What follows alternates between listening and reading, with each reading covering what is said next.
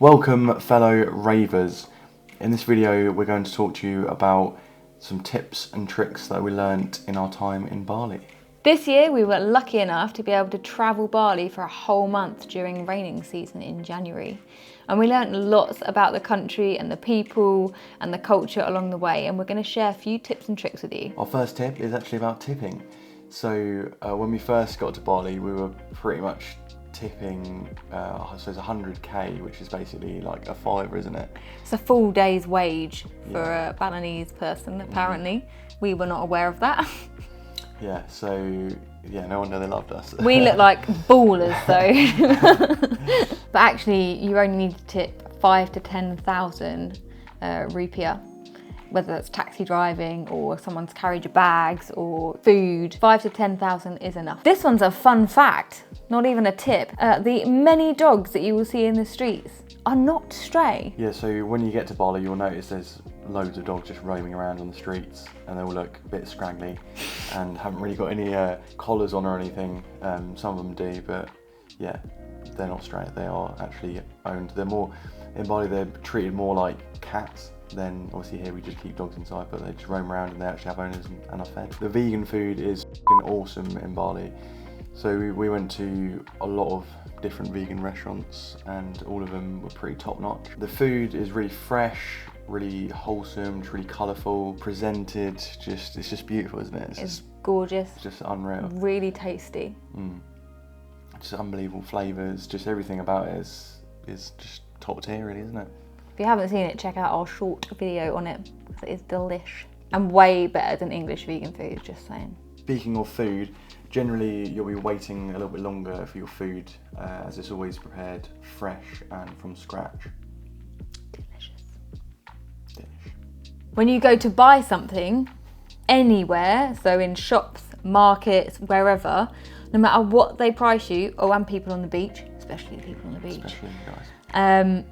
Haggle them at least 50% straight up. So whatever they tell you, go in at 50%, because 9 times out of 10, we got what we wanted at 50% of what they actually asked in the beginning. And if it's not gonna be 50%, you'll pay like 10% more than that. So whatever they tell you, half it, you'll probably get it. And a lot of them generally like that you haggle with them as well. In most places, you have to take your shoes off before you enter a premise. Mainly a cultural thing. What we found with everyone always having their shoes off though, is that everyone has the healthiest feet. And by healthy, you can tell like English people's feet look like this, don't they? Crushed in their little shoe. Feet are supposed to look like this. And all the Balinese people's feet look like that. They're all spread out, they're all healthy, they're all strong looking.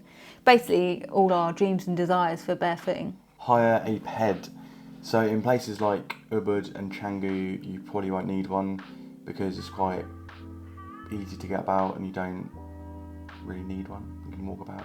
Lots of taxis and lots of stuff's in walking distance, to be fair. But places like Cinnamon, which we went to, is quite remote and there's not really taxi services or anything. It's like in the middle of the jungle. It is gorgeous, like you should go. But there isn't really such thing as taxi services. You can't really hire anyone to come and get you. There's not many drivers around. And if you want to get to places like Gembleng Waterfall, which again, must go. Yeah, must go to that. You have to hire a ped, much to my dismay at the time. Yeah. But if you've got a safe driver, it's all good. Which brings me to our next point. Download the app Gojek. Because if you don't want to hire a ped, or if you're in Ubud or Canggu, where they have taxis, or it's their version of Uber, isn't it? Gojek, you can just hire a driver or a motorbike driver and they will get you around. So make sure you've downloaded that app or you'll be walking everywhere. Also, Gojek is way cheaper than if you actually like get a taxi. If you're outside your hotel and you hire a taxi, we found this out the hard way. You pay double getting in like a proper taxi rank. If you have Gojek, you'll pay half of that. Highly recommend. Also, haggle with taxi drivers. Never go with their set price because they pretty much charge you double what they say anyway. And although they're charging even more than Gojek would anyway. But if, for example, you're stuck and you can't get a Gojek, always haggle with a taxi driver. True story. Speaking of peds, in case you wanted to know another fun fact, you can fit a family of 4 on them in Bali. I'm pretty sure it's not legal, but there were more than 3 occasions, I believe, that I saw a grown woman, a grown man, and 2 children on one ped with a shopping bag. Pretty magic. I'm pretty sure we saw a family of 5 on there once. I think that was the top. Someone also had a dog on one. Wouldn't try it at home, but just in case you wanted to know. Which brings us on to our next tip nicely. Make friends with local drivers. So when we got to Ubud, we went on this tour and we had a driver through a company, which then took us to this tour, and we just made friends with him, and he's a really nice guy, and then we just ended up hiring him as our driver for the rest of our time in Bali, which was very handy. Sup, Alit? Hope you're watching. Miss you. My guy. It's also really nice because you can pay them privately. Their companies that use the drivers I think the drivers only take about 30% of what you pay. So we tried to then book the drivers privately to give them all the money, which was a really nice thing to do, I think. Also, the drivers are really good. They're the most chill drivers ever. Like, the roads in Bali are absolute chaos. Hectic. And the peds pretty much like own the roads, and they're just all over the And the place. pavement and the alleyways. Which is everything. Like, yeah, and the driver's just super calm. They don't get road rage. They can have someone just cut them up or just go right in front of them, and they don't even care. They just kind of just sit there and just enjoy it. Just let it happen. Road rage does not exist, does it? There were so many times where people would literally cut us up or pull out in front of us at a T-junction or pull out in front of us at a roundabout, and the drivers are just like, just go, don't worry about it, and continue on their merry way. It's very relaxing compared to England. Yeah, and they use their horn as just like a, I'm just coming past you. It's not like a off, it's just a please, don't mind me. I'm driving the wrong way down the road, but I'm just coming past, out the way. So we made a big error going over to Bali, and we didn't pack any sun cream or any tampons because we didn't think we'd need either of those things because you can buy them everywhere, right? Wrong.